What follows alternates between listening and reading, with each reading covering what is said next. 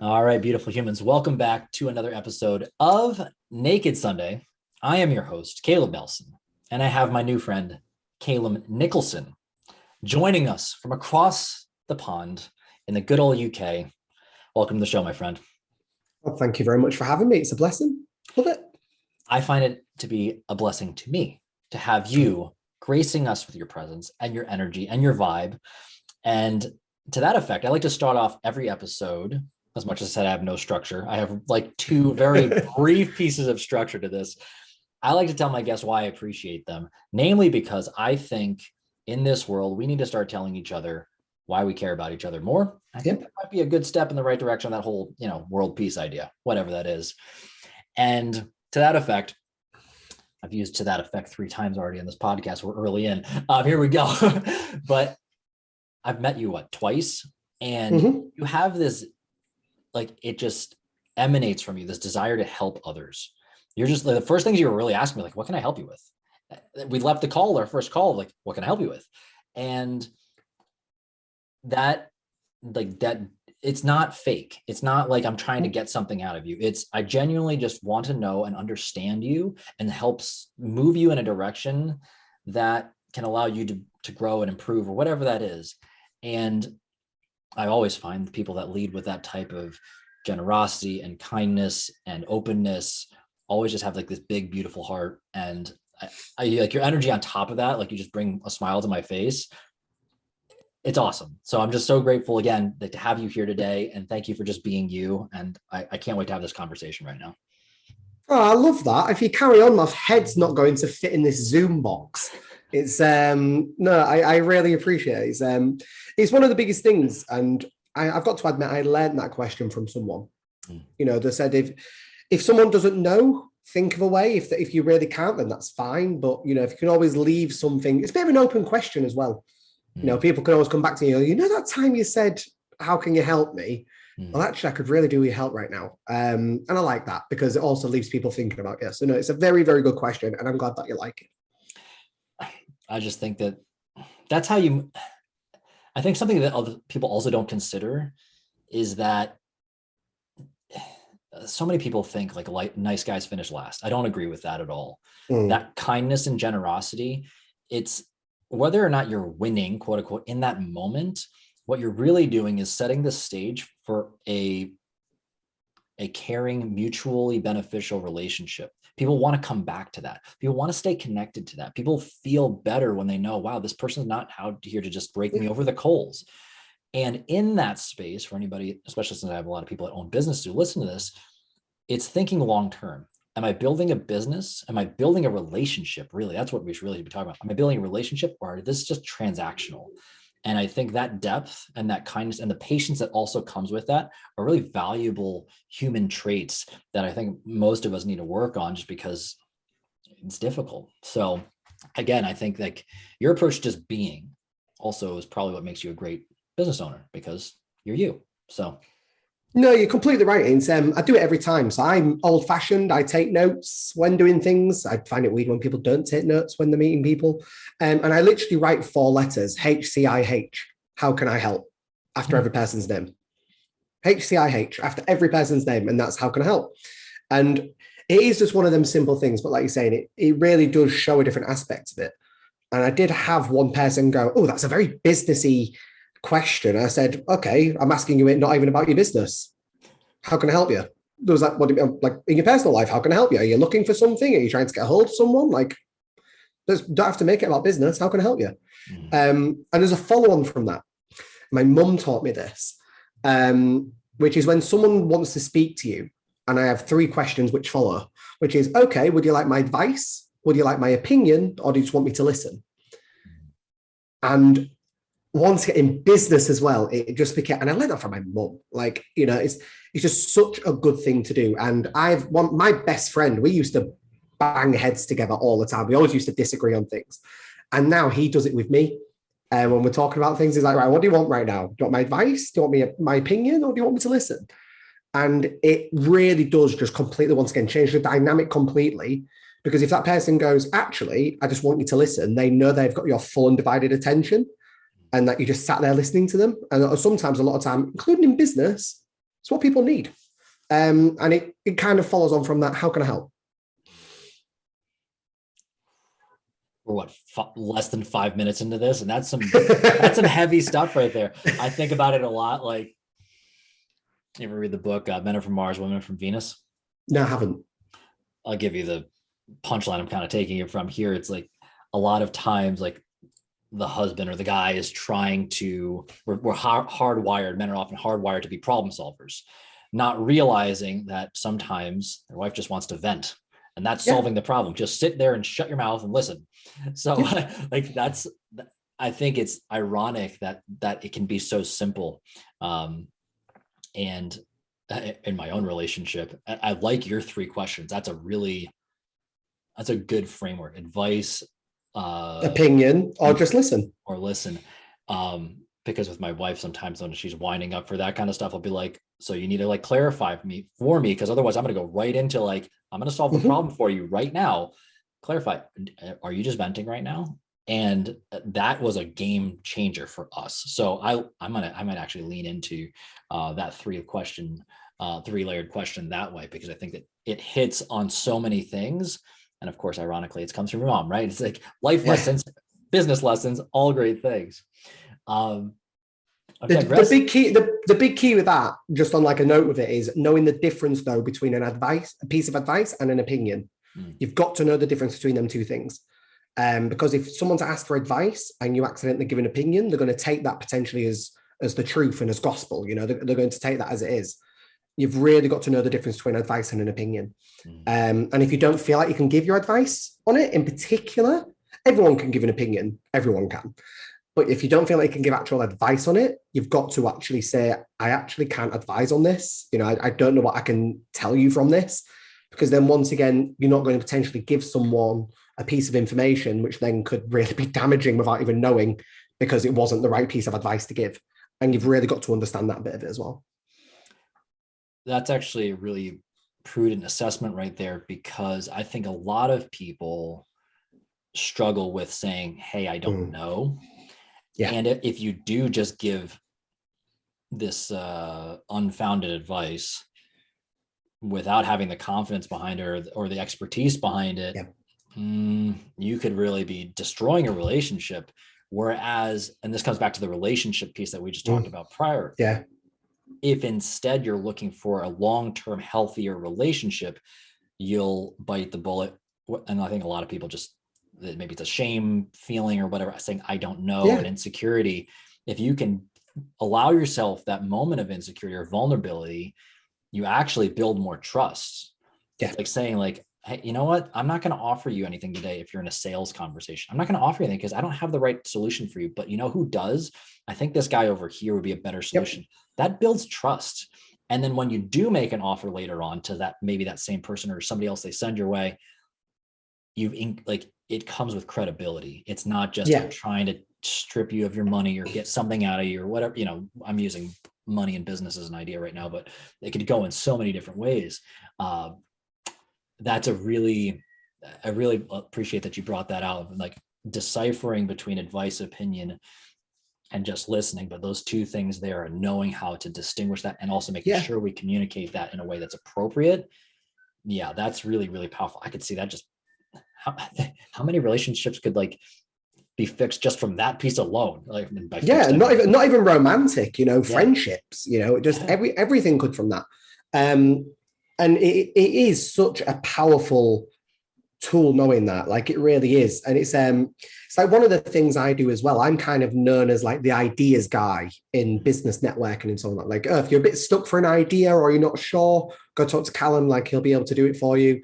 And if I'm talking to people and they haven't asked for an idea, but I've got one, I kind of ask them, I've got an idea for you. Like, are you open to it? Like, if you don't really want to hear it, I won't be offended. And they go, yeah, go on then. But actually where people can go wrong is they lead with that idea. And that person's like, I didn't ask for this right now. Like, are you selling to me? Like, what are you doing? And once again, it's on that complete side of communication, which is where it can be so futile. You've got to get it correct, because if you just don't, you are absolutely screwed. I would even go so far as to say it's usually presented poorly as you should do this with that big old should statement in there, the guilt, shame, the I'm better than hierarchy kind of thing. So that's, especially as a guy who likes to also think of himself as an idea man, that's good. It's always a great reminder to hear that kind of stuff, because otherwise you're just spewing your thoughts all over somebody who might not have wanted that. They might already be overwhelmed. Absolutely. Don't get me wrong. I'm not saying like it doesn't accidentally happen. But if it does, you've always got to be open to criticism on it and go, oh, it's not really me. As much as you might go, well, no, it really is. Like, as much as you think it and feel it, you've got to go, okay, like, that's fine. If that's not how you feel about that, don't worry about it. It doesn't even need that elaboration. It's just, okay, that's fine. Because once again, if you waffle on about it, they're going to be like, right, I said no, leave it at that. Like, just leave it at that. All respect. Imagine that.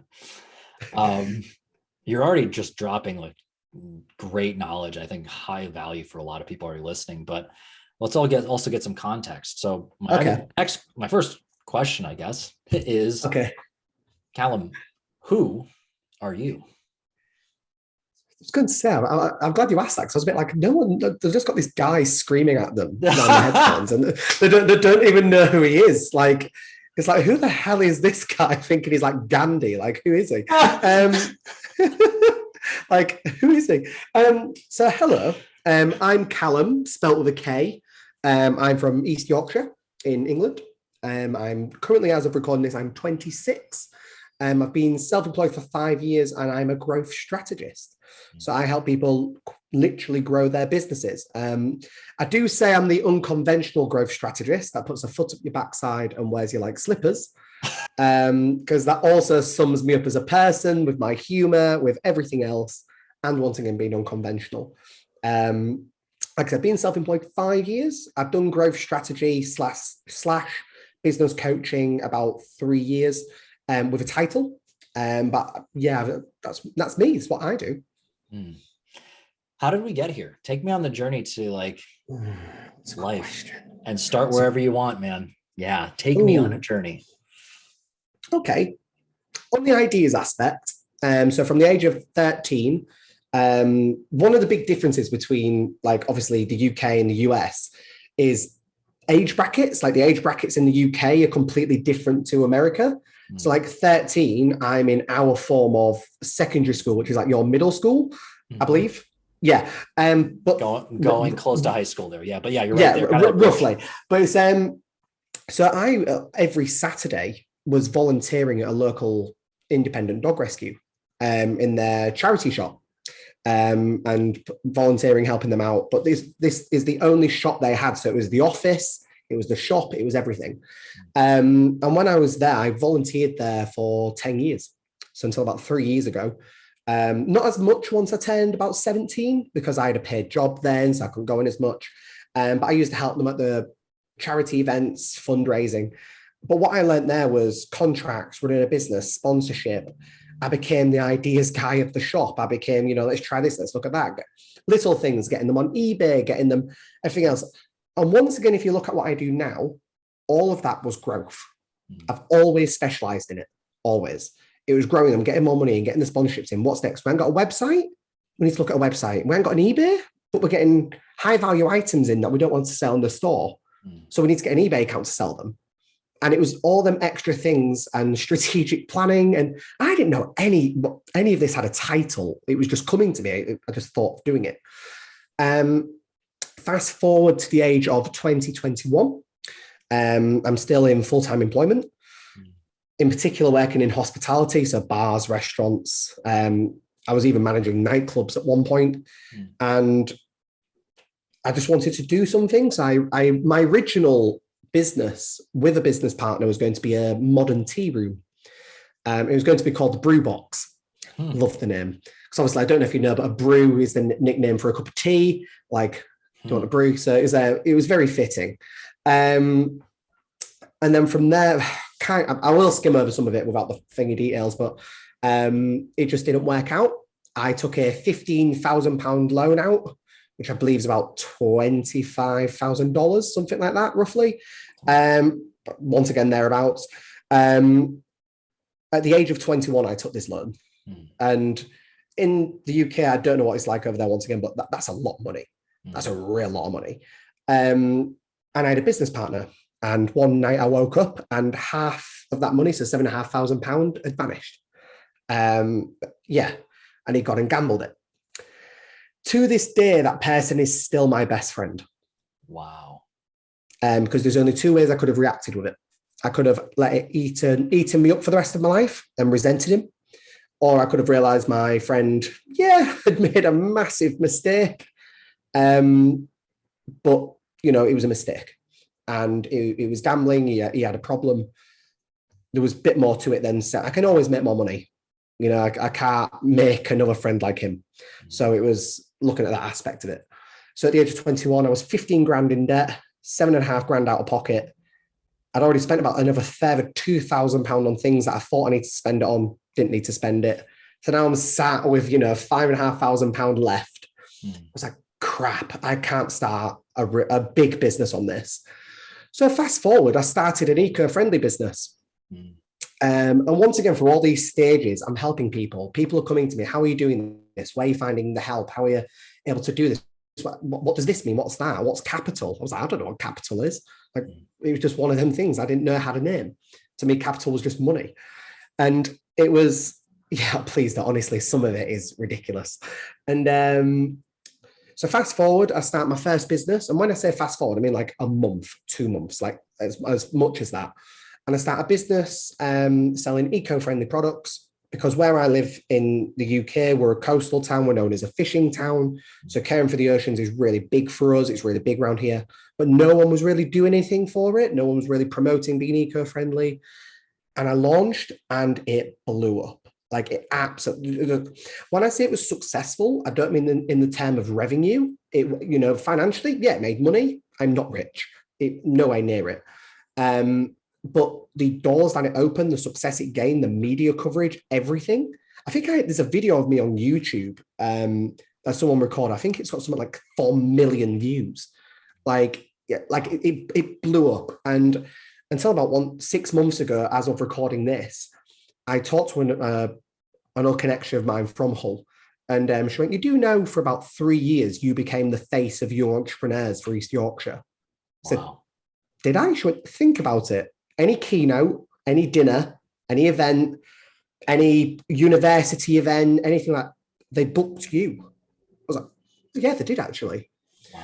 So thanks to all this media coverage and everything, bit like I said, everyone was asking me for help. Everyone. And I didn't think anything of it, but it kind of ties in what you said, actually. It was like, how can I help you? You want me to help you? Like, this is how I've done it. But then I realized there was a lot of people wasting my time. So let's say I was mentoring people quite a lot. So once again, not realizing there was a name for it, I started saying, well, if we're going to do it, let's sit down and do it. So I brought coaching in naturally. Then I got one of my friends into networking. He met other coaches, came to me and went, Kallum, how much would you charge for like 3 hours of your time? Charge, just take me out for dinner. Like, what do you mean charge? And I didn't process it. And he said, I've met these, but they're not you. You think differently. You're proactive. You want to get stuck in. 3.5, 4 years later, here I am. Wow. And it's just gone from strength to strength, working with bigger businesses, I still work with a lot of SMEs, small, medium businesses. Still work with a lot of them, but I've got a lot of bigger clients now, with one of them, finishing the year with a £3.3 million net profit. Wow. So yeah, kind of all from being robbed and setting up a little eco-friendly shop. This is where I am now. Well, that's a pretty rock and roll up and down situation there. I'm curious because I think not enough people consider how relationships affect their business.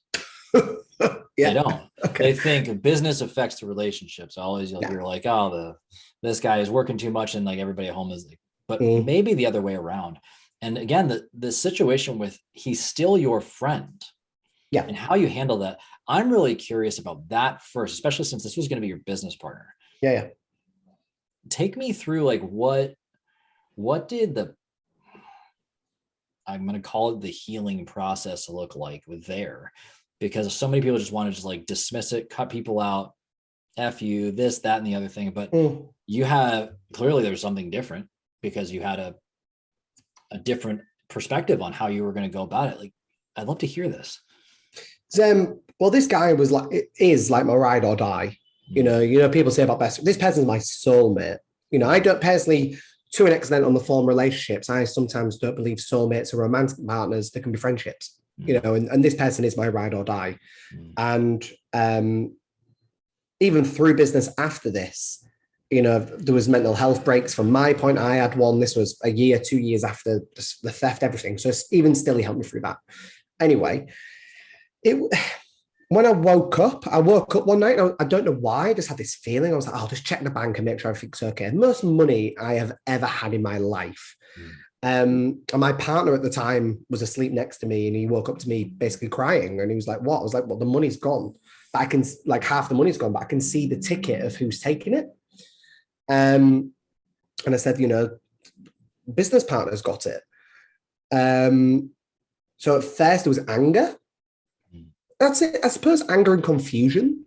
Just like, you know, what the hell's going on here? I don't mind admitting the following day, I broke into that person's house because they was asleep. I knew where they left the spare key. I knew where, because he was my best friend. I knew everything. And I woke them up, and, you know, they had a few excuses and so on and so on. And I'd say at least for the first few months after that, there was a lot of, you know, the trust had gone. Trust had completely gone out the window. I was speaking to my partner once again at the time, and you know, he was like, well, what are you going to do? Are you going to take him to the police? Are you going to take him to wherever? I went, no, he doesn't have it. You know, if he bought something like a car or, you know, a holiday, you know, anything like that, where there was physical value, yes, I could take him to the police. He's gambled it. That money no longer exists. And it was like, oh, right, what can I do? And I guess it was a very quick, it's only recently since I've spoken about it over the last few years. I guess it was really a quick decision without realizing of, right, well, how do I handle this? You know, do I drag this person through the mud? Do I tend toxic? Do I, you know, call them out, go to the paper, go to the friends, go to my friends about it? What do I do? What would that have accomplished? What would it have accomplished? Nothing. Absolutely nothing. Would it have made him look like a piece of crap? Absolutely. There's only one person that needs to know is a piece of crap. Me. That's it. So, you know, we talked a lot and things like that. And to this day, until it's paid off, I believe it's paid off in 6 months, he pays me back every month. Every penny that he stole. Wow. No interest, no nothing. Excuse me, that person is self-employed. So during COVID, they actually wasn't eligible in the UK for any finance support to an extent, as much as what they was getting. I think they lost about half their monthly income. So for 18 months of COVID, they wasn't able to pay me. So my outgoings went up £300 a month. Because I had to pay this, I had to pay it. You know, the type of loan I got, I couldn't take a holiday. And yeah, it was just one of the moments. It was literally, what do I do? Do I resent this person, or do I bite the bullet? Excuse me, wake up, get over it, and right. Well, what happens now then? And on my first day of trading with the new business concept I came up with, the eco-friendly store, my other friend Lauren drove me to the event, and on the way there, we crashed and popped 2 tires. And it was literally like, the universe is so against me right now. I don't know what the hell is happening. And I went, but I'm getting to this event. If I have to walk every piece of stock there by itself, I will get to it. It was around the corner. And I rang him, and he still drove and picked me up and took me to the event. Then went back and made sure my friend was okay.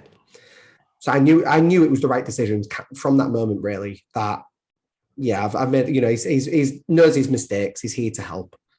And it went from there. And yeah, and that day, here's some figures for you. I had about £120 worth of stock. The event cost me £25, so let's call it £150. The tyres cost me £220. So I was in a negative 70, but I sold one item and I made £5. And that was it. I was like, someone wants it. I've made £5. People are wanting this. Even if it's that one person without £5, this is it. Universe can be against me all it wants. I've made £5. I'm doing it. And yeah, that's kind of where, that was the mentality of that. That's the way I kept me going. I was like, I've got to make it work. I've got to. Wow. That takes a lot. I think a lot of people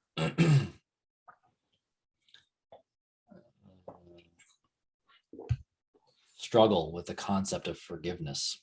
We talk about it flippantly, like, yeah, forgive. Yeah. But until you're in it, until it's breathing down your neck and you feel like you've been wronged, you've been slighted, you've had that's really hard. So, that's just, sorry, I cut you off. I want to hear the rest. I was just going to say, I suppose for me, there was a difference between forgiveness and getting over it. It took me a while to forgive him, but I didn't resent him. It just took me a while to forgive him for it. I was sad. I was disappointed. I trusted this person. I've given this person savings over the years to look out for, so I didn't spend it when I was saving up for something, and that was never touched to my knowledge because I always got it back. I don't believe it ever was. It was disappointing, but it was, I've got to get over this. I've got to get over it. I can be as annoyed and peed off at him as I want to an extent. But once again, that's going to accomplish nothing. And it was I've got to get over it. Powerful, man. Thank you. How do you see it, ironically, if at all, how do you see it as potentially a blessing in disguise in your relationship? Oh, absolutely. Yeah. How so? Absolutely. One aspect, if he didn't do it then, he probably would have done it at some point. It taught me a lot, not just in his relationship, but in general. I do still believe, unlike many business owners, you can go into business with your friends. You've just got to get support and advice first. You can do it, but we didn't have any paperwork from lawyers or solicitors saying that money was mine. When he took it, it was from a shared bank account. He had the right of access to it, but it was all my money, but it was in a shared bank account. So, there's all them different pieces of advice and guidance that I didn't get, which is once again why I offer it now. And it did do strengths to it. Don't get me wrong. I know when he's struggling financially because he tries to avoid my calls. And then I have to make sure that he understands I'm just messaging him to make sure he's okay. And I'm not messaging him like a debt collector chasing money, which he does forget sometimes. I'm not a debt collector. The biggest thing he probably learned from it, or I learned from it, was communication in every aspect. And now it is probably one of my biggest bugbears in business is no communication. Whether it's about money or anything, that's probably one of the biggest things. I've learned that I require communication. And if I don't get that, I'm not a good guy. I'm a bit of a mess, bit of an anxious mess. I'm like, oh, well, I'm waiting. I'm waiting around for this. And my friend learned that he's a gambling addict. And to my knowledge, he hasn't gambled since. Wow.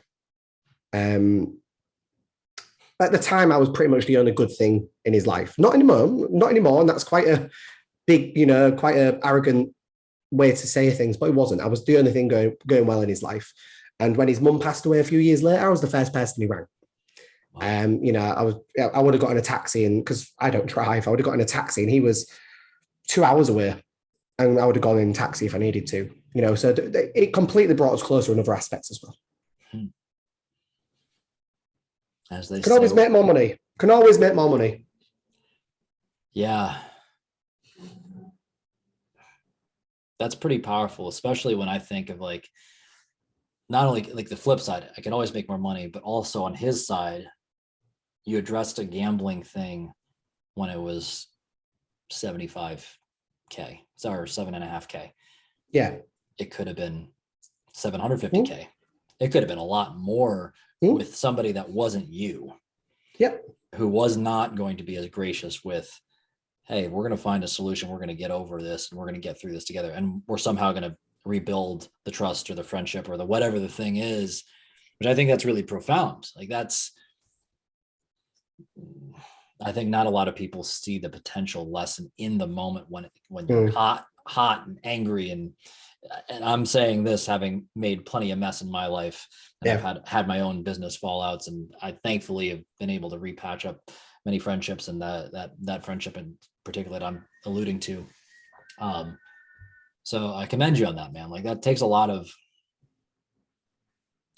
in my experience, it took a lot of soul searching of like, how do I show up to these types of scenarios, and also like prepares you for other scenarios in the future of one, also like you're not going to get yourself into that, as you had just alluded to. Yeah. Communication is something I need to see, or we're gonna maybe make a contract in this way, or however it's going to go down. Like, and you have insight. What you said, your early 20s at that point, like to learn that lesson in your early 20s, as opposed to like, what if you're 40? What if you're 50? What if you were taking your first shot at those types of things then? And also now here you are helping other business owners, helping other people like not do that. Like, how much money are you saving them by not even like them not getting themselves into a place to blow their lives up, and check the boxes on that. That's really fantastic, man. And the prophetic, like the car breaks down a couple blocks from his house and he's going to drive you. Oh, done. Honestly, it was absolute. This fog came out of nowhere. This like mist came out of nowhere. And when I say out of nowhere, it was pure sunshine. Like it was in summer, but it was an outdoor event, or at least late spring. And it just came out of nowhere. And I was like, oh, the turn off is here. The turn off's here. We could see it. We saw, the signs that it was coming up. We saw the 300, 200, 100 yard signs. And my friend turned off, confident driver. She's driven for years. And what happens is when we came back later and we saw the mist had gone, there's a gas station just before the turn off. So the turn off where we crashed and popped two tires with the turn off of the gas station. And actually, if we drove an extra 100 yards, 100 yards, feet, whichever, that was the turn off what we needed. And if we were something like a few inches to the left, I would have had a sign through my skull. Whoa. And I have to drive past that gas station every time I leave my city, because it's the only like highway out of the city. So I've got to drive past it. And every time I look at it, I'm like, that's where it started, right there. And the guy that worked at the gas station basically went, popped in, oh, we've just crashed. Went, oh yeah, there's at least one a day.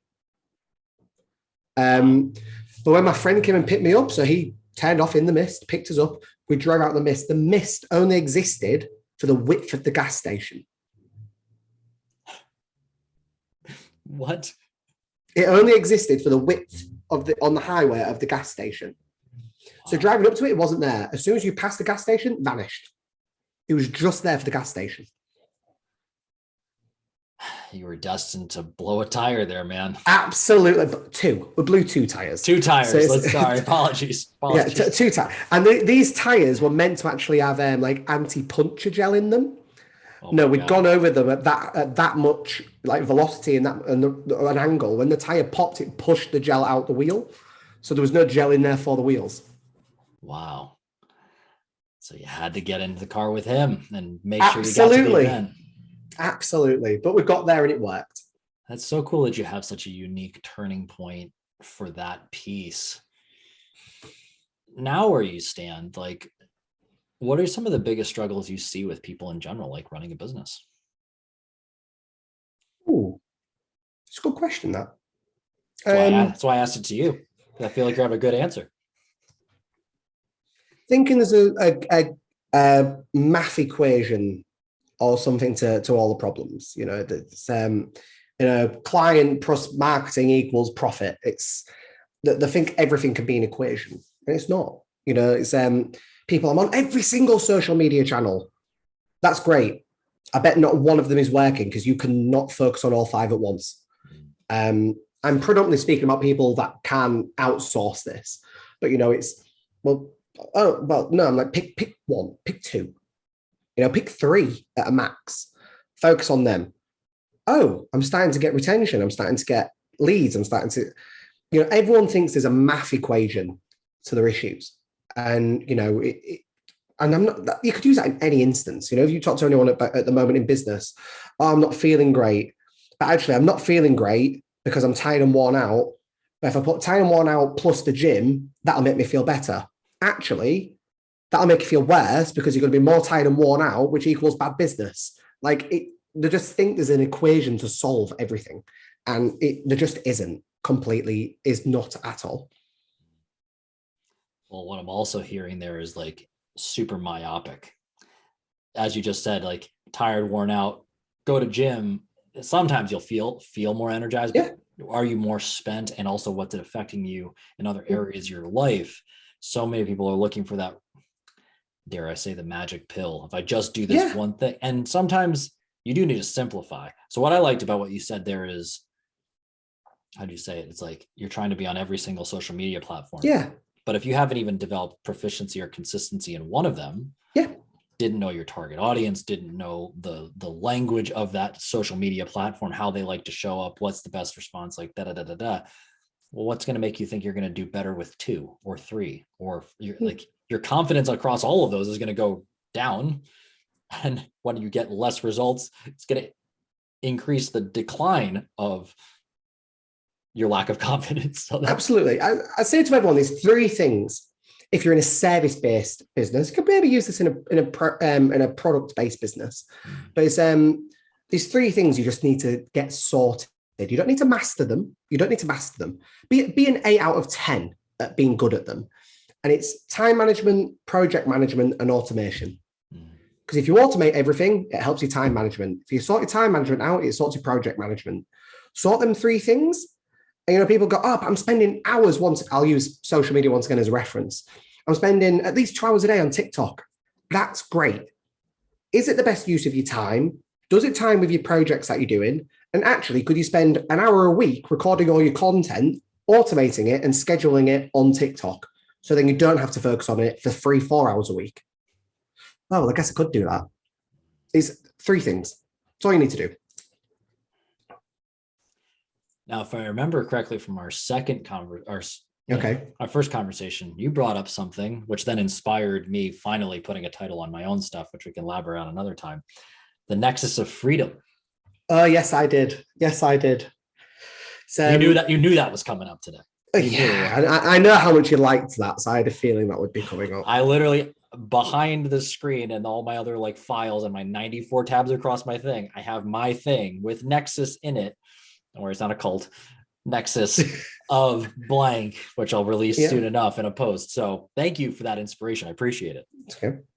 So I can't remember where I discovered the nexus of freedom. I can't remember. I think it might have been even a bit of a name drop, like Stephen Bartlett, who is quite famous in the social media world once again. And I think it might have been him, because people talk about freedom all the time and, being self-employed or running a company. Oh, you have all this time back. No, you bloody don't. Some people go, like you get friends that aren't self-employed. Oh, you must have loads of money. 5 years in business. If you last 5 years, it'll be the poorest you have ever been. Honest, I'm not saying that's for everyone. Some people get lucky. Keyword there, lucky. And I saw this post, and it's the nexus of freedoms, which is what everyone, predominantly self-employed, is aiming for. If they're not aiming for all 3 to have the nexus, they're aiming for one of them. So you have time, location, and financial. So time freedom is like I just said. You have complete free time. So maybe your business, you've now brought a team in. You're not relevant. You just own it. You get a few emails, you go to a meeting every now and again. You've got complete time freedom. Or maybe, you've invested in property. So you've got assets, so you don't ever need to look at them. That once again, they just turn over. So that's time freedom. It's literally free of time. Location freedom, you're not tied down. You can be wherever. You see a lot of this at the moment, in particular with influencers, going to like Dubai and traveling the world and so on and so on. A lot of them do have location freedom because of the way their business model works. But they don't have time freedom because of how much time they have to invest in posting and making sure they get ads and going to the party. They don't, no matter what they say, they do not have time freedom. I refuse to believe it. And the third one, which is financial freedom, I think is quite self-explanatory. You've got enough streams of income you don't have to worry about finances. And understanding financial freedom, people think this means you have to be rich. No, financial freedom is to the point when you are financially free. Every month, no matter what, you are paid for, you've got profit, you've got money in the bank, you've got savings, and maybe got a couple of assets. That's financial freedom. Not worrying about having 7 or 8 figures. It's not about that, it's at all in the slightest, or even 6 figures, really. Like for me, financial freedom for me is about £80,000 a year. About £80,000 to £100,000 a year. Am I going to say no to any more than that? No, absolutely not. But to get to that point for me is financial freedom. And then, location freedom and things like that. And then if you have all 3 of them, it's the nexus of freedoms. I loved it. I loved it once you said it. I was like, yup. I want to tap into a couple pieces around this. Yep. Financial freedom. I love what it sounds like. We use the term you don't have to, or you said you don't have to be rich, which I think is really important for people to identify here. Rich is an idea, and it's also contextual. Like rich to somebody else is wildly different than the person down the road. What are you going to do with the money, and how much do you need in your life? And I think so many people, if they're not flexing with their Lambos and their yachts and all those things, like I'm not rich, that over here in the US, being rich is a perception. That's what being rich is. It's perception. I was talking about this yesterday, I think it was. If you imagine you were stood in the middle of 3 people, the person in the front is the person you're idolizing. There's always someone behind you wanting to be where you are. Always. I'm rich to them. They're rich to me. Don't get me wrong, that person in front of me is going to be rich to them as well. But that person will also have someone else behind them and behind them and behind. Rich is a perception. It's just one of them things. And it's taken me a while to figure it out. A guy running his own business in his early 20s, it's taken me a long time to figure that out. But it is such perception, and that's what the word rich is. Love it. I love that breakdown there. Especially like we don't think about who's behind us or the space that we might have just left. We really don't consider sometimes like how grateful we should be for just where we're at. And I think we'd probably be a lot better off if we were just grateful for the things we already have and like, maybe I have a little bit to give, and that person behind me is already even envious of this. The other thing that I'm curious about, I know for me, I pigeonholed myself into both time and location, lack of freedom. And the pandemic was the first time that I pivoted into like, wait, I'm going to explore this thought. I thought I had to be in a brick and mortar. I had a gym at the time. I thought I had to be in a brick and mortar to be able to solve this problem. Now, for a short period of time, I predominantly coached some health coaching online. I was like, what is this? This is different. This feels different.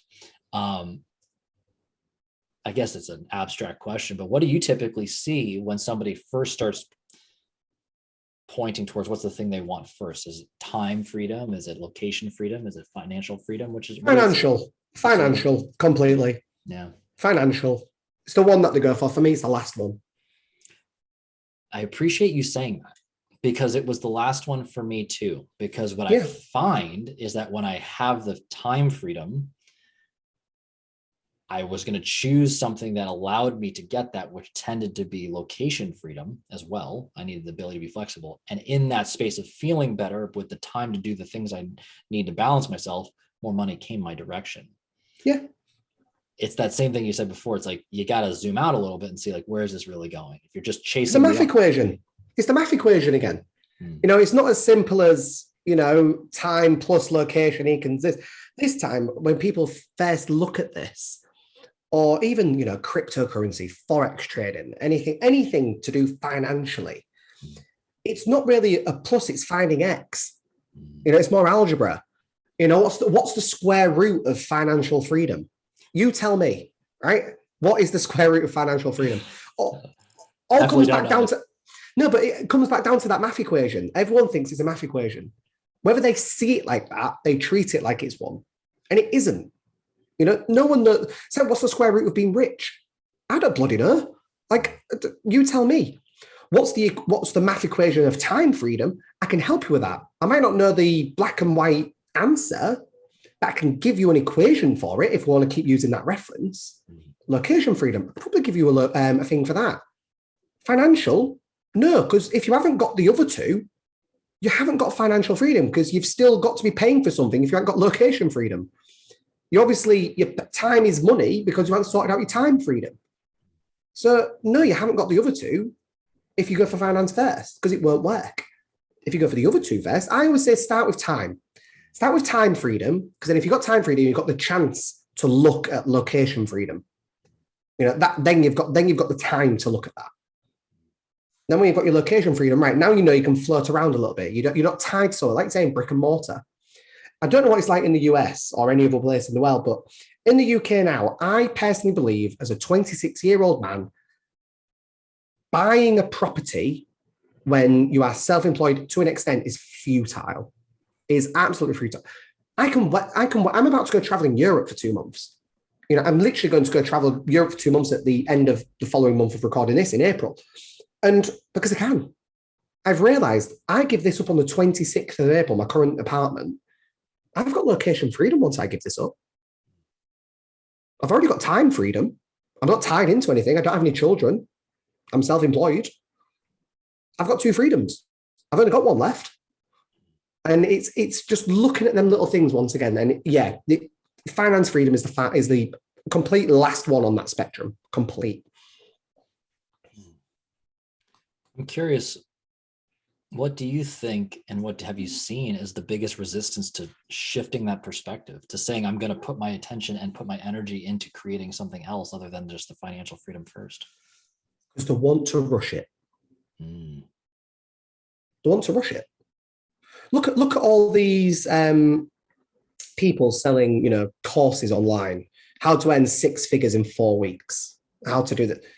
There's no magic pill. Once again, it sounds back into, from a business point, a lot of this obviously is based around business, but, you know, it doesn't do that. And, you know, it's like people in personal life, in not even business related, achieve pure happiness within 6 weeks. You're not going to do that. If you're not happy, we need to look at a lot more things. And, you know, gaining a happiness, it's a long game thing. And I think it was Michelle Obama that said, if you want to become a better person, you've got to practice. And it takes a lot. It takes a lot of practice. I used to be a horrible person. I used to be horrible. When I was 18, 19, maybe 20, I was a horrible person. But then I realized you're as good as the people you are. You're as good as the people around you. I had horrible people around me. So when I was going through stuff, I didn't have good people to go to. It was a complete shift once again. And it's just, once again, them little things. But the biggest resistance, people want a fast result. They want to do it quickly. They want the time scale. You know, they want a KPI with it. They're doing it. So it doesn't exist. It just doesn't. Once again, like being rich doesn't exist. It's a perspective. You know, it's the way you look at it. Perception. It's just one of them things once again, and that's the biggest resistance I see with it. People want a quick result, a quick answer, a quick whatever, and you know, it's business networking, because that's how we met. We met business networking. I say to everyone, business networking will take you 6 to 12 months. I'm a prolific networker. I've networked nearly every single day since being self-employed, because very early on, it's one of the first things I got told to do. 6 to 12 months it will take. If at the end of 12 months, you have not earned either any or not enough money is what you'd expect, there's only 2 reasons why. It's the network you are in, or it's you. There's only 2 answers to it. People go, oh, I've been doing this for 3 months and I've got nothing. I've been doing this 2 weeks. I've got nothing from it. What do you expect? It's a long-term thing. Do you think it was going to be quick? Like, it's just all in different things, time and speed, once again. But if they fix that time problem on the nexus of freedoms, the rest of it will follow. Because if they're no longer in a rush and they put the focus into everything else, the rest of it will follow after. I want to just spend a little more time on what you just said. Yeah, go for it. 6 to 12 months in networking. And networking is just a fancy businessy term for building relationships. And so many people don't understand that. It's the same reason why, like, that whole love at first sight, it's cool, but that's really like lust at first sight. Like, I'm drawn to this person, but like that deep, rich, I trust you. I'm going to Yeah. I'm going to move in with you, or we're going to get married, or we're going to buy a house, or we're going to have a family. Like that stuff where you're like, I'm giving over myself and my trust to you. And here's a big piece of me. Yeah. Here it is. That doesn't like snap your fingers overnight. And especially when you get into the networking world, and you're probably not too dissimilar than me. Like I typically work with a lot of people that are selling higher value, higher ticket things. For them to refer somebody that they know, that means they also have somebody that's higher value, higher ticket minded. They're also looking for a deep, trustworthy relationship. It doesn't need to be like you're going to be best friends, but they're going to want to know, like, I trust you. And this person that you're going to convey this trust, and you're going to hand this over to that next person down the line that they might not have ever met before, have never heard a damn thing about. That's a big deal, because you're saying, like, I know you, I understand you. This person, I believe in them. I believe the two of you can create something powerful. They can solve your problem. They can do whatever. It's okay for you to hand over your money and do that with them. That's not just like, hey, let's snap our fingers. No. And that's where so many people are just like, it's the same. I mean, you probably have seen it and have probably received the hard sell from so many people. Like, you got to do it now. Let's go, let's go, let's go. I'm like, oh, it's like the whole slide into your DMs with their whole sales pitch. I'm like, stop. Like, just stop. Networking comes in so many different aspects, right? And it's got different words. Dating, like you just said, and obviously you work with relationships. Dating, it's networking. Yeah. Talking to your neighbors, it's networking. Where do you go if you need a cup of sugar? Where do you go if you're going on holiday and asking them to look after your apartment for a couple of weeks? Mm-hmm. It's networking. It's always networking. Making friends, because then them friends are going to talk about you to their other friends. Hopefully, if you're not an idiot, they're going to talk to their other friends about you. And even if you have been an idiot, they're still going to talk to their other friends about you. My best friend, Brandon, talks about more with my mum and my nana, because they've met him and they love him, than what he's talked about by me. And I meet my mum's friends and she goes, tell them about Brandon. He's going to be so happy that I've mentioned him on this. That's awesome. So happy. But she's like, tell them about Brandon. It's networking. And like you say, it's completely built on relationships. It's completely what it's built on. Break down the word network into two words. Net is in profit or something to gain, and work is in, you've got to work at it. Break down that word into two, no matter what it is, whether it's the relationship, the neighbor aspect, or anything. Net is in profit or something to work at or something to gain, and work as it takes time. And that's what networking is. And work is a give. Yeah. Imagine that. Yeah. That is, I love bringing it back to relationship stuff and dating, because I think it's so easy for us to like conceptualize. And we're in this right now and we're seeing it everywhere. And I'm going to go on a limb and say this has been forever. Like I think modern technology has made it more aware that this is kind of what's going on, and it's easier to do it quickly. But like the swipe right, swipe left, drop into the DMs, quick in and out, immediate gratification, that happens a lot. And so many people are wondering why they're not getting sustainable success.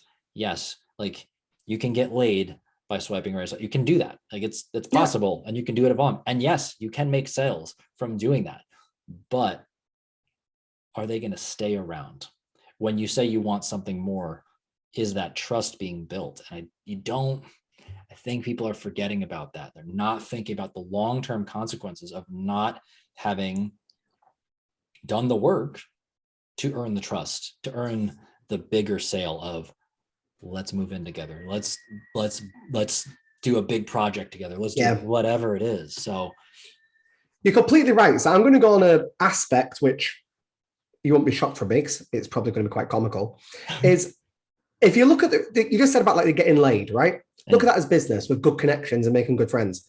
If you have good sex, you're going to come back, right? Ooh, yeah. Business, you make a bad connection, bad relationship, you ain't going to come back. If you do good side of it, you'll come back to it. Same with the sex, getting laid on Tinder, whatever. Other apps are available, but it's on one of them. If you give them good sex, you get laid, it's a good time, you'll go back. if you're a nice person, if you're likable, if you're chatty, if you've got all these other aspects, and it's the exact same, once again, like you're saying, this has been for eternity. Absolutely has. You know, it's just one of them things. And it all comes down to one thing: relationships. That's what it's all about. I love it, man. Now, I know you also have worked with a few, because I know we also have a lot of people that are like husband, wife, or family teams, or like partners. And I love, because I'm with you on this. The whole don't go into your business with your friends or with your family. I don't agree with that. I am with you on that. Because if you can't, I just had a great conversation with a guy 3 days ago about the same thing. He's in business with his wife. If you can't be honest and truthful and transparent and learn how to communicate with your significant other or your best friend, like what else like can you not do? I don't have much trust in your ability to communicate and do other things in other places of your life in general. I feel like it's symbolic of so much more from that. So I'd love to just get your take, because I know you work with a few companies that have that. From an admin point of view, going back to being my ex-business partner, I do believe you can. You just have to make sure you've got the security and the guidance and the cover for doing it. There's one thing, if you are going to go into business with a friend or a significant other, it is all you will talk about. It's like the equivalent when a friend has a baby, right? All you talk to them about is the baby. And then you ask them one day, everyone does it, and one day you will go, what did we talk about before you had a kid? Oh, I don't know. It would have been like, what's the latest thing on Netflix? Like, it's really is like that. It's all you'll talk about. One of the biggest things I learned, and this is what I brought in with couples that I've worked with, is you choose a platform of communication, not in person, a platform of communication. That's all you talk business. That's the only place you talk business. So, you know, for example, I don't mind saying I use like Slack or, you know, something like that. And a couple of my clients become very, very, very good friends. Like I go drinking with them because whenever we talk business, it is only via Slack or Zoom. You know, normal texts, we don't talk it. If they do, I go, wrong place. And they send it on the right place. And it's once again, like you're saying, yeah, if they are crap at communication in general, if you then choose to still go into business with them, you know, it's more you being a mug than anything. It's more your poor decision. It's send them to some leadership training, you know, go and learn about it. One of the hardest things I've had to learn is to listen. You know, I've got ADHD. I could talk for England. I'm the youngest of 4 in a single parent household. I had to shout to get heard growing up. So listening has become a real skill. It had to become a real skill. And sometimes I do falter in it, but I'm aware of it, which is the difference. Instead of them just being bad at communication, they need to be aware that they are bad at communication. And being aware of it, then they can understand when said person gets annoyed or anything. Because then if you start growing your team, you start growing anything else and you're bad at communication, they're going to notice it too. It's not just your significant other. And then when other people start saying it, you know, maybe more your area this, but when other people start saying it, then they go, oh, my husband's been saying this for years. Yeah, it's because it's true love. You know, you are... that was very Yorkshire, what I just said. That was very Yorkshire. It's, good, I love it. I love it. It's but it is true. Yeah, okay. It's like my best friend Brandon, I'm going to go back to him. He's going to kill me for saying this. He's atrocious at flirting. Atrocious. I've said it to him for years. All it took, and I think this was like the other week, someone said this, you crap at flirting. And he went, he's been saying it. Am I actually that bad? And I was like, yeah. And he went, oh God, what do I do? Oh God, this is why I'm single. Like, and I'm like, there's way more reasons to why he's single than that, love. But let's not dive right into that. That's a podcast by itself. And it really does come down to them things. But I completely agree with you. The biggest thing if you're going to do it is one couple I worked with. They just hired me for a one-off session, an ad hoc session. I said to them, I need you to both, before we meet, to go and write on a piece of paper, you know, just one piece, don't write for England, what you want from this business and what you want from the other person and whose job is who. What are they looking after? The other person's going to do the same. Then we're literally going to put them pieces of paper on top of one another. And trust me that some things will match. The things that don't is what I'll help you decide and fix. was like, because if you're both writing the same thing, you've already made the decision. I don't need to help you on that one. Don't even need to talk about that. You've already made the decision. It's the things that you can't figure out that we need to then work on. And doing that with them, they go, oh, we are quite on the same page, aren't we? There's only a few things. It's like, yes, because once again, as you just said, you crap at communication. And it's just one of them things. It's hard to separate it. It's really hard to separate it. And I could not imagine, and I give, my blessing and heart to anyone that is running a business with a sibling. Because I know how much me and my siblings argued as kids. And I feel like it'd be World War III, us doing it together. So it's, I do give my blessing to anyone doing that. But yeah, I don't know if that answers your question, but that's kind of how I see it. It does. It actually, I love your perspective. Actually, I took a couple great notes for myself in there. Though I'm not in business with my wife, though I'm trying to subtly drag her in every single day, whether she knows it or not. She knows. She fully knows, actually. But specifically, what I really liked in there was how you put specific channels for specific types of conversation. Yeah. Too many times we don't, well, I think of it like time blocking. It's the same idea of like, this is where this thing goes. So we don't mix messages in this space, especially, and you very eloquently brought it up, like when somebody has a kid, all you do is talk about the kid, but you forgot about who they are as a human. And to me, it's like one of the number one things I always end up telling people is like, so when's your date night? Like, and do that every week. Because, and you don't talk about business, you don't talk about the kids, you don't talk about maintaining the house, you talk about you as a couple, what inspires you, what you love. Same thing, like, hey, but when you do got to do business in this channel at this time, at this moment, this is what we talk about. And I love that you extrapolated to like, whether it's friends or whomever, because then they know this is where it's not about, some people might think it's cold, but it's clear and it sticks out like a sore thumb if it doesn't fit into the narrative of this was business here and we're doing that here. Maybe in everything else, it could be a little more loosey-goosey, but here, this is where we're doing that. Because, and obviously you've observed it, it protects the rest of it. It makes the rest of it so much easier, but you have to be a little bit strong to say, we're going to stay here for just that thing.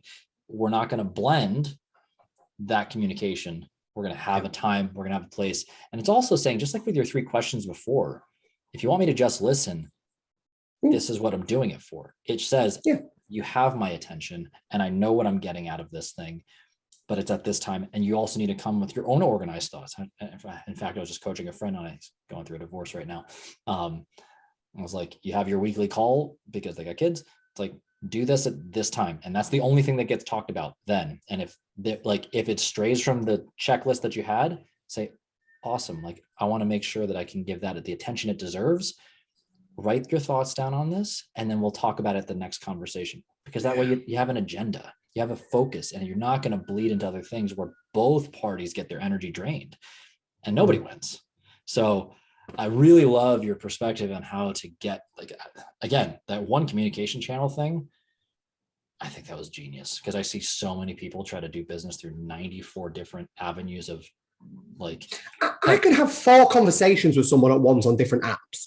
Like, they could have messaged me on Facebook, for example, but then sent me to Instagram to look at a reel that they've sent me, but then they've sent me an email, but then we're talking on Slack about business. Like, I could be talking to, I try and not do that, but ADHD, I can focus on multiple things at once. So it's like, I could keep up with it. But then all it takes, I said it literally to someone before this call. Hi, did you send me that thing? Yeah, I sent you it last week. Where? Like, because you didn't send it on Slack. Oh, didn't I? No. And it's like, all right, okay, I'll resend it. Because obviously that person, and it's been lost. Once again, that piece of communication has been lost. Going to the date night thing. So I only figured out, learned that I have ADHD last year, as I'm recording this once again. And my partner at the time, at the exact same time I found it out, because we did a very similar test, found out I was autistic or neurodivergent. Well, both technically are. And he worked full-time as a manager at a supermarket. You know, he worked as a manager at a supermarket.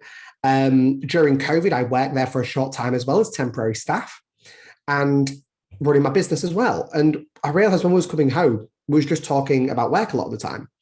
And during COVID, once again, about you saying, being connected and so on and so on. So one of the things I bought was these books online, and they're like tasks for relationships. But they've ended up launching more. You can get them for families, you can get them for friends. And like you're saying, that date night, because our lives were so hectic, but also sometimes like ships passing in the night, and everything, we'd scratch one of them off. And he didn't really get into it at first, but after so long, like, oh, shall we do something tonight? Shall we go for a walk? I'm sick of going on a walk. And he was like, well, get the book then. We'll do something out of the book. I was like, oh, great, sweet. Let's do that. And then on another note, I'm got a friend going through a divorce at the moment as well. And I think I might have told you this, is and his children, once again, in the matter. And, he's like, oh, well, they're coming at a weekend, and there's things going on with the now ex-wife, and I'm trying to obviously grow the business and so on and so on. And like, I won't have them, I'll get stuck in, or I'm at an event, and then I'm getting a phone call saying that, something's upset, I've got to pick them up. So when was the last time you did something for yourself? No, successfully. When was the last time you did something for yourself successfully without this interruption? I don't know. I went, okay, so what you're going to do is, on the weekend, when the children are at yours, they're old enough to be left by themselves, said, leave them for an hour and do something for yourself. Oh, but I feel bad. I went, but you're going to feel worse when you're burnt out because you're trying to grow your business, trying to do everything else. And he did it last week. And he rang me and he went, best piece of advice you've probably ever given me. He was like something just so simple. And once again, I guess that's where people like me and yourself come in, obviously. It's just something so simple. And sometimes in business, that's all it needs to be. Sometimes in life, that's all it needs to be. Just something so simple. And, he was able to have a weekend. And he said, I've had a great weekend. I've had a really good weekend. And I was like, fantastic. And it's just looking at them little things once again that really, really matters. Well, it's like just dating yourself. That self-care. I love self-care days. I love them. Putting your headphones in, walking around the town, having a coffee, feeling like you're an extra in a movie. It's great. Like, I absolutely love it. It's perfect. So I was resisting talking about it, but I'm not going to resist anymore. No, go for it.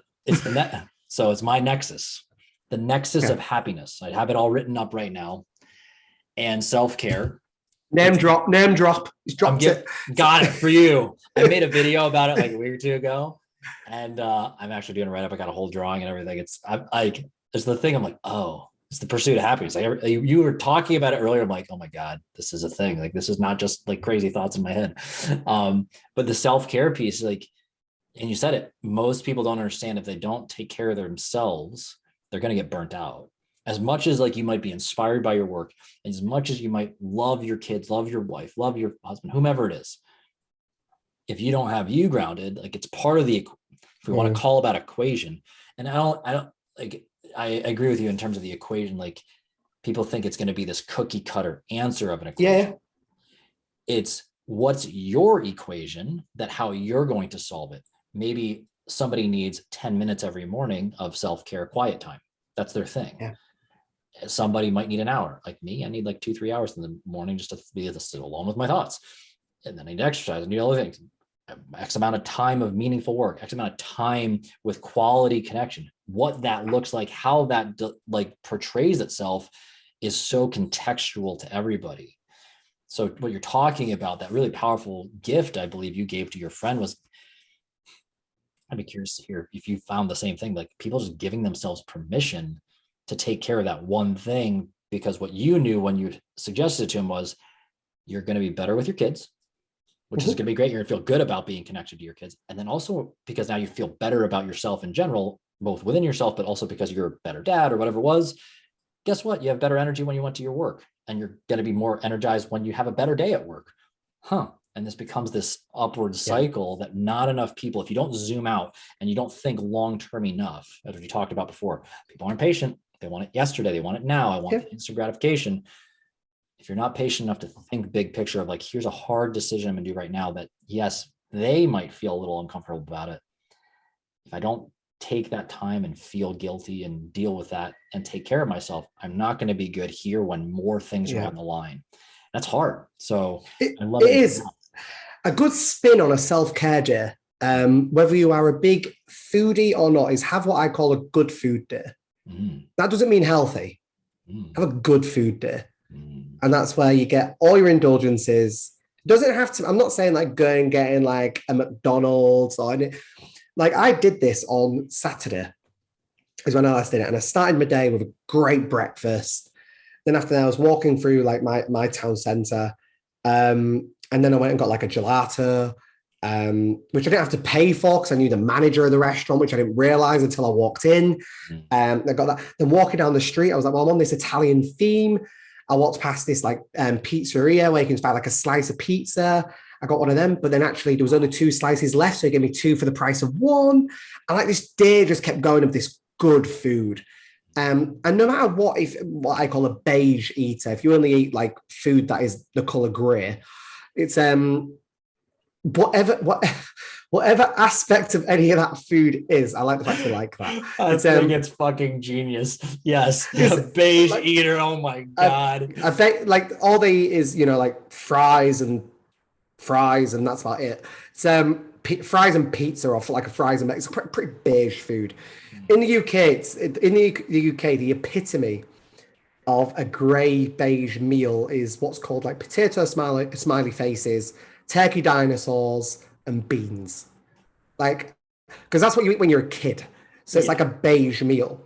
And it's insane. Like it's a proper British thing. And I'm like, but if that feeds your soul, if that's what you class as a good food day, go and do it. Like if you got brought up on really cheap ice cream and you love really cheap ice cream, go and buy a tub of you don't need to buy the Ben and Jerry's. You don't need to go and buy that. Go and get a tub of really cheap ice cream. Enjoy it. Have a good food day. And going on the time aspect of what you just said, like taking time for yourself. It's roughly, I may get this slightly wrong. If you live the average life of 75 years, 20 minutes a day equates to a year of your life. Like I said, I may be getting that a little bit wrong. So I cannot remember who I heard this from. But if you take just 20 minutes a day for you, you've equated to a year of your life for you. And the way I say it to people is, people struggle, go, what else do I need to do? Okay, if you're struggling to find something extra to do, make something you already do for you. And I always say the shower. I get 2 showers a day, roughly 10 minutes each. It's one of them things. So I buy the nice shower gel. I buy the nice shampoo. I play my music when I'm in the shower. That I live by myself. I'm lucky. But if you live with someone, make them know that that's your time. If someone's ringing that time asking for you, tell them to call back. That 10, 20 minutes is for you. That is your time. I get my best thoughts when I'm in the shower. Like if I'm having a day where trying to do something on my computer and it isn't working, and if I get to a point where I'm like, oh, for fuck's sake, and I just go get in the shower. I genuinely just get in the shower. After about 10 minutes, I'm fine. I've probably had a bit of clarification. But for anyone else, whatever that is, that might be the walk to work in the morning. If that walk to work is 10, 20 minutes, that drive to work, put your favorite podcast on, put your favorite music on. Don't take any calls. Obviously, if you've got a built-in system, don't take calls normally. But just make 20 minutes a day for you. And it equates roughly, like I said, on a 75-year lifespan, it equates to a year of your life. When you put in that perspective, that's so small. It's almost nothing. 20 minutes. Yeah. The second thing I want to piggyback on that, which I really like, because you brought up, I pay for the expensive shower gels and all the things. And I think people feel guilty investing in themselves.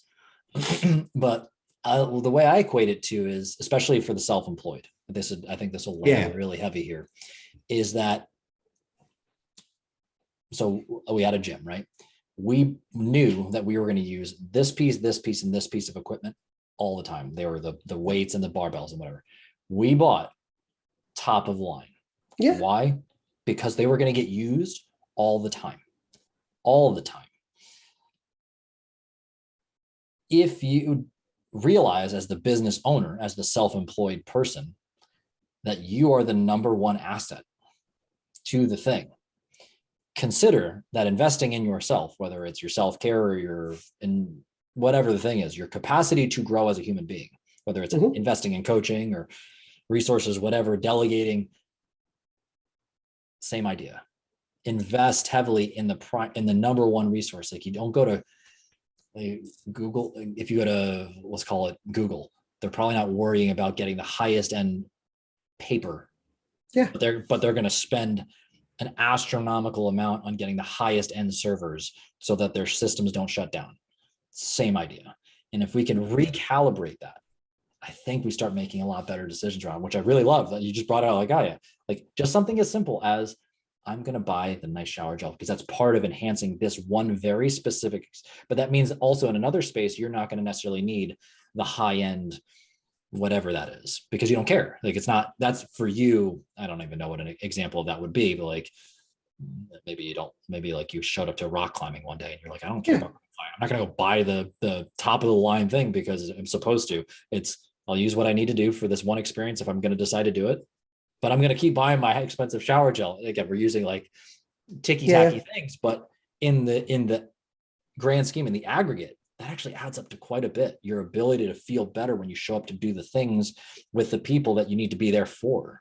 So yeah, I love that. I love that you brought that out there. Just even that little subtle tweak and that subtle observation of where you're investing more, and where people think like you're splurging. Why? All you need is shampoo. Well, for me, it's different. It's more than just that, because it has that meaning to you, and that's powerful.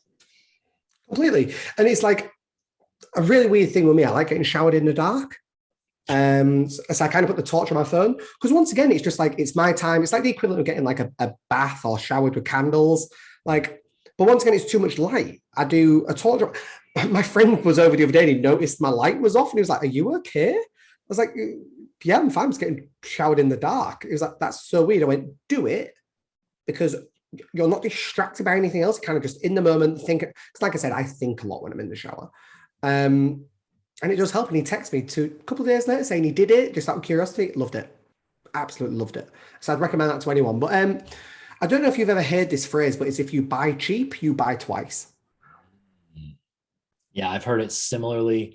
My first financial advisor said, he's like, my mother always told me you can't afford to buy cheap things. Same idea. Buy cheap, buy twice. And that's what he's saying with like the weights and the gym equipment. If you bought cheap, you would have bought them twice, because with the repetition of them getting used, they would have worn away, they would have bent, they would have, broken slightly, a part would have fallen off. It doesn't matter. But if you buy cheap, you buy twice. And that's one of the things. I don't come from a very well-off background or anything like that. And my dad, is still very working class, but, he's a really hardworking guy. He's never been anywhere near financially free, but he's always bought the best quality, because he knows for an extent from him, no matter if it is that bit extra money, that is that more, he may need to put it on credit, just then they can pay it off, but he knows he'll never have to buy it again, or for a superior amount of long time. And that's the way my dad sees it. It's an investment once again. And, this is where people go wrong in self-employment. And I know, because the first thing I bought when I got that £15,000 was I went on a night out. It's the first thing I did, because I could, and I did it. And when people are self-employed in particular, they've got no problem spending £100, £150 on a night out. Don't know what it's like in dollars, but £100, £150 on a night out. But yet when it comes to then paying for something for the business or buying something for them personally, oh God, it's a bit pricey. You spent £150 on vodka that you threw up down a drain. Like, what do you mean? Like, you've just bought a kebab and dropped it in the street for £10. Like, what do you mean it's a waste of money? And this is one of the biggest things I've learned, like I subtly dropped earlier with me going traveling. It's one of the biggest things I learned, because my life, with everything going up at the moment, obviously, I think it's globally at the moment, everything's going up. My life was about to go up 34%. Not my business, my life. But then that means I have to take more money away from my business for me, because I need to be able to pay for it. And I realized I can travel for less than this.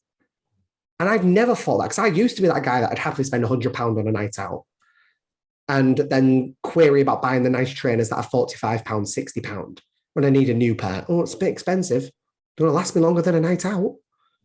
I'd question it. But now, because I've now got this mindset of going traveling, I've worked out I roughly pay about £35 a day at the moment where I live, a day where I live.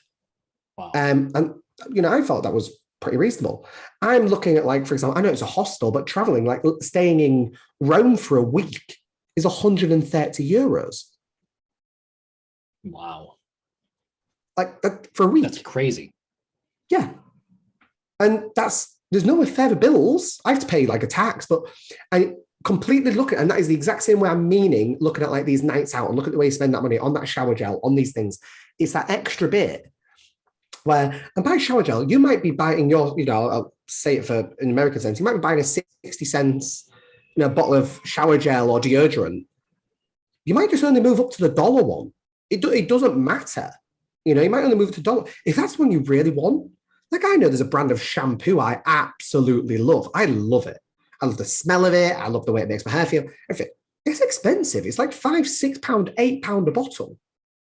But I could be buying one for £1 or for £1. I could be buying one for £1. Why? It's going to last me long. I don't have a lot of hair. Like I don't wash my hair every day. And once again, it's that bit of investment. So yeah, like you're saying, it's them little things. And that's why I say to people, if you're struggling to think of something to make up 20 minutes, make something you already do for 20 minutes for you. Do it that way. That's a really profound, just perspective shift. You're already doing it. Just do it with a different intention. I love that. I really do. You've brought so much insight to my life in the past 90 minutes, my friend. I know you're at the end of your day, and I probably got another thing come up in 10, 15 minutes. Make sure I get ready for it, but I also want to respect your time and your life. It's only 6:30 in the evening. I'm doing okay. You're doing all right. Don't want you to be too drained after hanging with me, because you're just churning and burning. I love what you're bringing to the table today, my friend. And I'm so excited where our friendship is going to go. And I'm really excited to hear about your travels. Like, awesome. I'm so hyped for you. That's so cool. That's going to be, I love traveling. I really do. What advice do you have to give to anybody listening? Like any final thoughts for the people that are checking in at home? Oh, okay. I could give lots of bits, it depends what it is, but we'll turn this for life and for business. There we go. So I come from, by the way, we haven't preempted this question. I didn't know it was coming up, but there's a quote that I love. It's actually from Roosevelt. And a few years ago, my dad went through a mental health breakdown. And in turn, about 6 months from there, I had a mental health breakdown myself. Not as severe, nowhere near as severe, but I did. I hit rock bottom. And there's only one place you can go from rock bottom, up. And there's one quote. So I come from a fishing heritage background. Like I said, I live in Hull, where my eco business, fishing heritage, we're a fishing city. There's a famous trawler ship that's now a museum. My granddad worked on it. My granddad's name is in the logbook with my dad as his son. Like it's really I grew up on. If anyone, I'm from Hull. There's a place called Hessel Road, which was like the fishing main aspect of Hull because it was right near the docks and so on and so on. When I was going through all this, I just came across this quote. I wasn't looking for one. I didn't want. I just came across it, and I can't remember how I came across. I just did, and it stuck with me. And it's the quote of, "A smooth sea never made a skilled sailor." Smooth sea never made a skilled sailor. Look at me with my ex-business partner. Look at me with the 2 tires. Look at me with the mental health break. Look at me with every other aspect. Smooth sea never made a skilled sailor. And it's the only quote that's ever really stuck with me. And it really does resonate. And every time I speak publicly or anything, I always finish it off with, "A smooth sea never made a skilled sailor." Love that, my friend. I'm really grateful to have you have somehow walked into my life, a few weeks ago, and here we are now. Just so grateful again for like becoming friends, having this opportunity to share time. I'm excited to see where this goes together. If anybody's listening at home right now is like, I just dig this guy's vibe.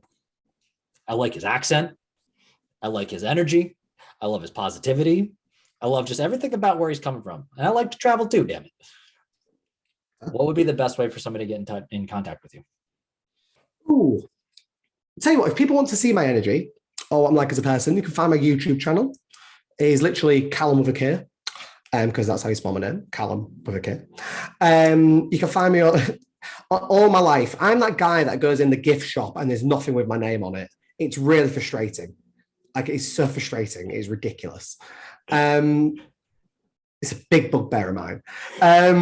So you can find me everywhere, literally LinkedIn, Facebook, but YouTube will be the best way at the moment, especially as we have very subtly plugged with me going traveling. I am vlogging it. I'm showing people how I'm doing it, how I'm running my business while I do it, showing the trials, the tribulations, everything that goes with it.